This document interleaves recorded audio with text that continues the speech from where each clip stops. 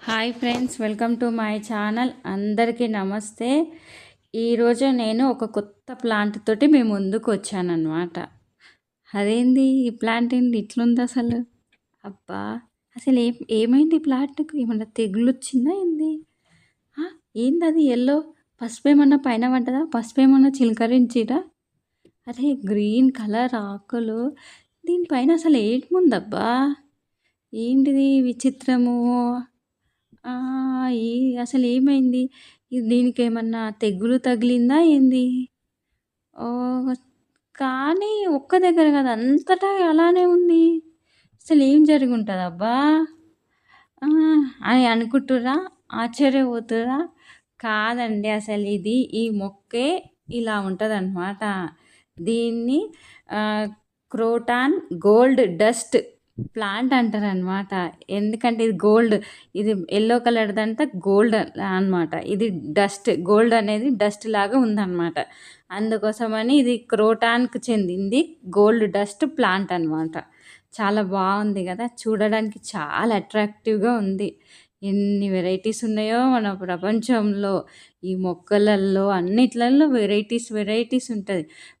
ప్రకృతి మనకి ఎన్ని వింతలు ఇచ్చింది చూడండి అసలు. చాలా వింతలు ఇచ్చింది. మన మనసును ఆహ్లాదపరచడానికి ఇన్ని వింతలు ఇచ్చిందనమాట. ఇంకా దీని గురించి తెలుసుకుందామా మరి?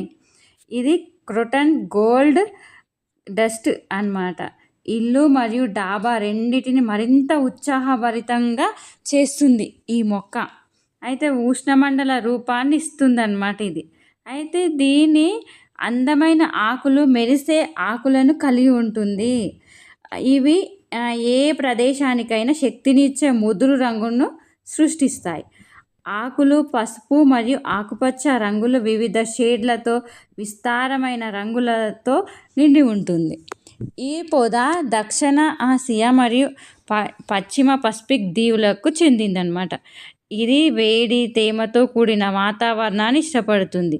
దీనిని 9B నుండి 11 వరకు జోన్లలో బహిరంగ ప్రదేశాల్లో చూడవచ్చు.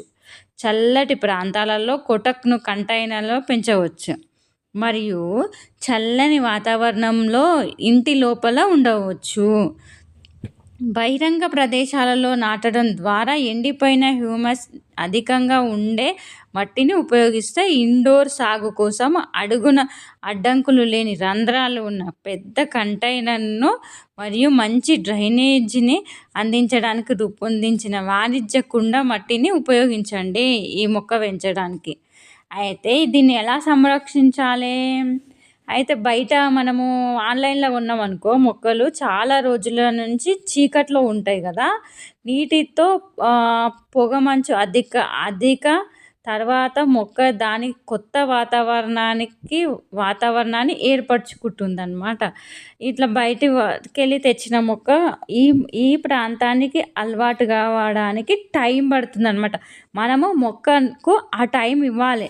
ఆ టైం ఇస్తేనే ఆ మొక్క నాణ్యమైన రీతిలో పెరుగుతుందన్నమాట. అయితే తిరిగి నాటడం, ఎరువులు వేయడం 4 to 6 వారాలు వేచి ఉండండి. మొక్క దాని కొత్త వాతావరణానికి ఏర్పరచడానికి అనుమతించండి.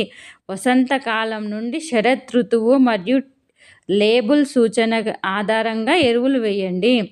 నీరు త్రాగుట పై అంగుళం నేల ఎండిపోయేలా చేయండి. 7 to 12 రోజులు పట్టవచ్చు. ఇక నెమ్మదిగా నీరు త్రాగుట వలన నేల సమానంగా తేమగా ఉంటుందన్నమాట. తేమ చాలా ఉష్ణమండల మొక్కలు క్రమం తప్పకుండా తేమ నుండి ప్రయోజనం పొందవచ్చు. హ్యూమిడిఫైయర్ లేదా రెగ్యులర్ మిస్టింగ్ సిఫార్సు చేయబడింది. కాంతి చదవడానికి తగినంత ప్రకాశవంతంగా ఉంటే మొక్కలకు తగినంత ప్రకాశవంతంగా ఉంటుందన్నమాట. ఆరు బయట నీడ కింద పరోక్ష సూర్యకాంతిలో ఉంచితే ఈ మొక్కలు మంచిగా బాగా ఎదుగుతాయి అన్నమాట. దీని యొక్క ప్రయోజనాలు ఏంటివి మరి? ఇంతకీ విషాన్ని గ్రహించడం ద్వారా మరియు హానికరమైన రసాయనాలను తొలగించడం ద్వారా ఇండోర్ గాలిని ఫిల్టర్ చేస్తుందన్నమాట ఈ మొక్క. ఇంకా మానసిక స్థితి, ఉత్పాదకత, ఏకాగ్రత మరియు సృజనాత్మకతను పెంచుతుందన్నమాట ఈ మొక్క. ఇంకా ఒత్తిడి, అలసట మరియు ఎలర్జీలను తగ్గిస్తుంది. ఇచ్చిన స్థలానికి జీవం పోయండి. మొక్కలు చికిత్సాపరమైనవి మరియు చికిత్సకుడి కంటే చౌకైనవన్నమాట ఈ మొక్కలు. ఇలాంటి మొక్కలను మీ ఆరు బయట పెంచండి.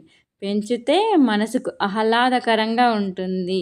కొత్తదనం చూసినట్టుగా ఉంటుంది. ప్రకాశవంతంగా ఉంటున్నాయి అన్నమాట ఈ మొక్కలు.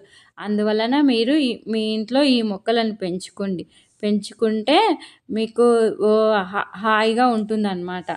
ఇలాంటి విషయాలు మీకు నచ్చినట్టయితే please subscribe, like and share my channel.